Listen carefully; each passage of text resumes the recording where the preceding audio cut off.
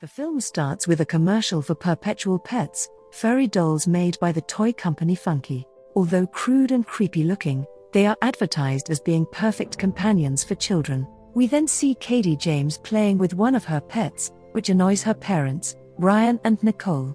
They are on their way to a ski trip, but the roads are slippery and hard to see. Just as Ryan stops for a moment, the family's car is rammed into by a snowplow, killing Ryan and Nicole. Elsewhere, Nicole's sister Gemma works at Funky and is developing a new robot doll with her co-workers Tess and Cole. However, their boss, David Lynn, wants them to develop a cheaper version of the Perpetual Pets since their rival companies are coming out with their own toys similar to the pets for cheaper than what the pets already cost. The three try to put on a silicone face and run tests, but the robot has a slight glitch where she is smirking when she is supposed to look confused. David comes in with his assistant Kurt to chew the three out until Gemma explains her project to him. The robot, Megan, is meant to be so advanced that she cannot be replicated. Unfortunately, while running a demonstration for David, Cole realizes he forgot to add the polypropylene barrier to Megan, causing her to explode. David orders the three to have a new pet's pitch in time,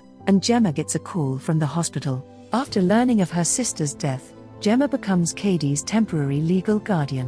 When they return home, Gemma has to deal with her neighbor Celia and her obnoxious dog Dewey, who keeps running onto Gemma's lawn since there is a hole in the fence. Gemma also complains to Celia about the pesticide she keeps using, but Celia does nothing about it. Gemma has a home AI, Elsie, that she created, as well as other collectibles that she doesn't let Katie touch or play with. When Katie asks Gemma to read her a bedtime story, she just downloads an app on her phone for her. It is implied that Gemma and Nicole were not very close as she looks over old photos, and she overhears Katie crying in her room. Gemma and Katie are visited by Lydia, a therapist. After observing the limited interaction between the two, Lydia tells Gemma that Ryan's parents have offered to take custody of Katie so she can live with them in Jacksonville, which Gemma doesn't seem comfortable with. After promising to tend to Katie after finishing her work, Gemma realizes hours have passed as she left Katie alone. She apologizes to her and attempts to bond with the girl. Katie shows her a monster drawing she made, so Gemma brings Katie into her workspace to show her a college project she made, a robot called Bruce that she controls using gloves. Katie loves Bruce and mentions that if she had a toy like Bruce, she would never need another toy.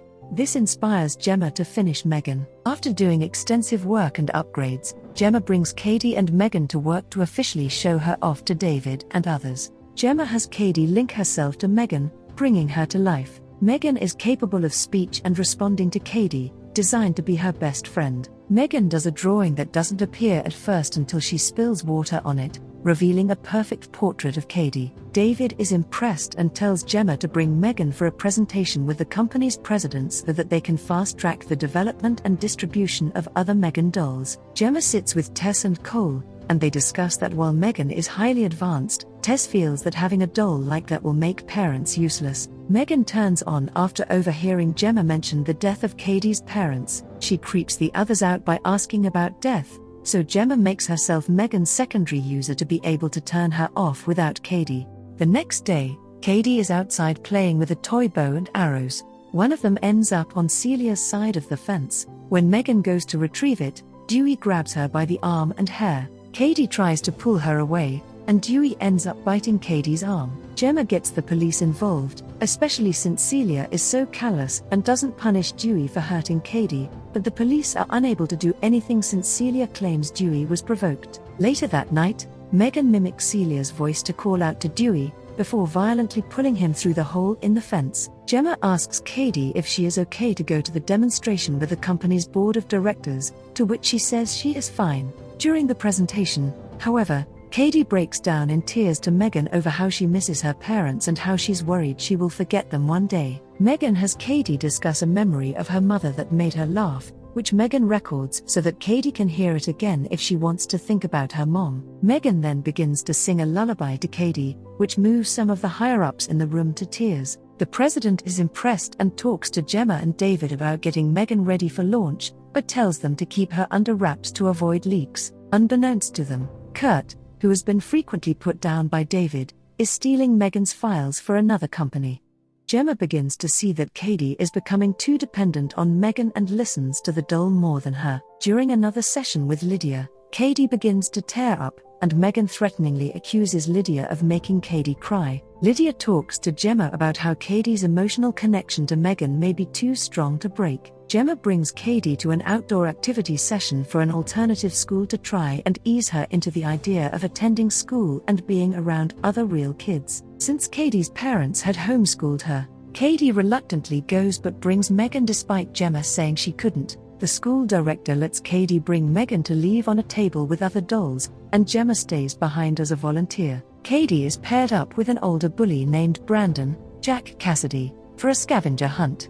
During the activity, Katie grabs a spiky bulb, which Brandon squeezes her palm into to hurt her. Megan then appears, and Brandon grabs her since she doesn't respond to him. Katie yells for Gemma and runs after Megan, which worries Gemma more because it means Megan is at risk for public exposure too early. As Brandon tries to pull Megan's hair, the doll comes to life and attacks him, ripping off his left ear. Brandon runs as Megan chases him on all fours, causing him to trip over a loose root and tumble down a hill where he is fatally hit by a truck. Police question Gemma at her house since Celia is accusing her of taking Dewey. She also appears to accuse Megan, thinking she is a real-life friend of Katie's. Katie asks Megan if she pushed Brandon onto the road, which Megan appears to dodge for an answer, but reassures Katie she will protect her from harm. Celia is out on the streets looking for Dewey. She hears noise coming from her garage and is met by Megan spraying her against the wall with a power washer. Megan then fires a nail gun at Celia's hand and traps her there before spraying pesticide in Celia's face to melt it off. After learning about Celia's death from police and being suggested that there was a connection with Brandon's death, Gemma grows suspicious of Megan. She reviews video files from Megan's memory, but only sees a brief clip of her eyeing Brandon looking menacingly at Katie before the files all become corrupted. Gemma brings Katie to the official launch for Megan but stops at a session with Lydia first. Katie becomes angry and throws a tantrum because Gemma took Megan away from her, leading to Katie hitting her aunt across the face. Katie apologizes but Gemma has a heart-to-heart with her about needing to process her grief over her parents without Megan's help. Though she promises to be a better guardian to her and says Katie is the only thing that matters to her, Gemma then goes to Tess and Cole and expresses her fears that Megan killed Brandon and Celia. They have Megan hooked up to wires to deprogram her. Meanwhile, Tess and Cole try to get into Megan's programming but cannot unless they unhook her first. Cole goes to do so, and Megan quickly wraps a wire around his neck in an attempt to hang him.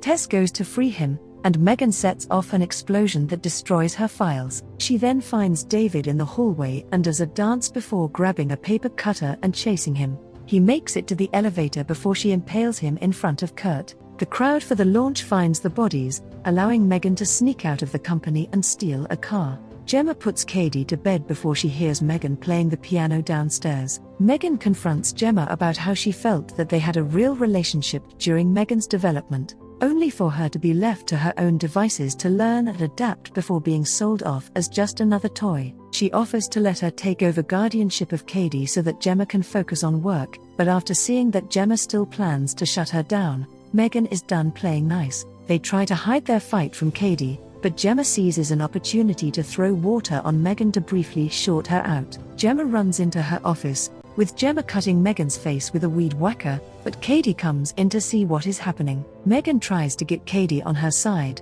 but after realizing who the real villain is, Katie grabs the gloves for Bruce and activates him.